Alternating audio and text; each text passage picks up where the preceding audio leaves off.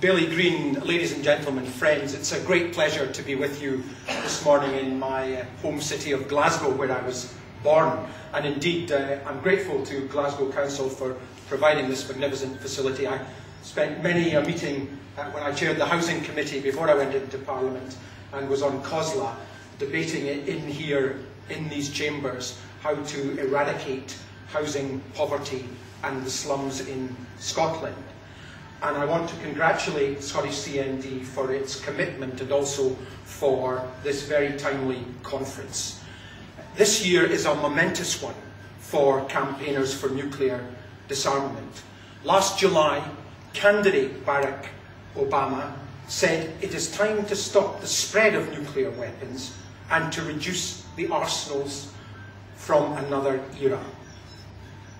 As the 44th President of the United States, this February, Obama went much, much further and stated his goal to seek the peace and security of a world without nuclear weapons.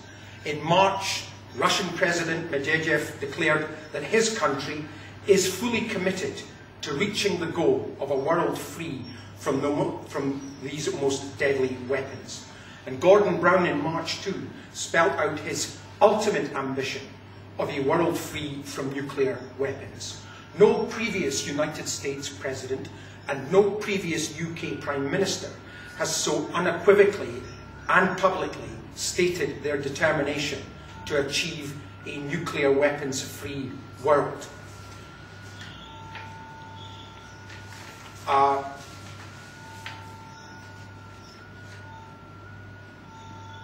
Whatever the so-called stabilising impact of nuclear weapons may have been during the Cold War, in the new security environment of the 21st century, Henry Kissinger, Sam Nunn, and a growing list of former nuclear hawks now believe that the benefits of the arsenals are now overshadowed by the growing risks of proliferation and terrorism. And what is needed now to counter the threat of unstable regimes unleashing nuclear weapons, or of a terrorist obtaining and detonating a nuclear bomb, what is needed is an international, non-partisan, binding, verifiable agreement to eliminate all nuclear weapons. American and Russian stockpiles account for some 96% of the world's nuclear weapons, and so we need these two countries to begin with deep reductions in their arsenals. And we need to ensure that other nuclear states are engaged with this. Clearly, multilateral negotiations to achieve what is called Global Zero are occurring with China, France, India, Pakistan, and Israel, and must deal effectively with concrete national and regional security concerns. Process on this agenda, of course, will be accelerated if the pressing concerns that we have to prevent Iran from acquiring nuclear weapons and getting North Korea to relinquish its nuclear arsenal are also solved. And a commitment by nuclear powers to begin serious negotiations for Global Zero would strengthen the case against any non-nuclear nation that strives to acquire nuclear weapons.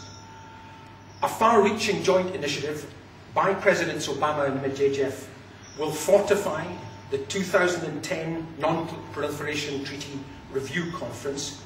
It will bolster existing efforts to prevent and roll back proliferation, and it will set the stage for the first ever multilateral negotiations on nuclear reductions.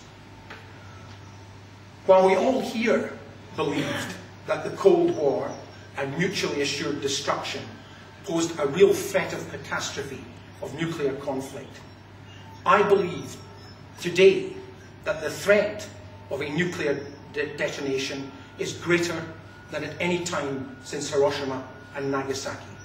It comes not only from regional powers who might use their nuclear weapons in regional conflicts, but also from two new threats.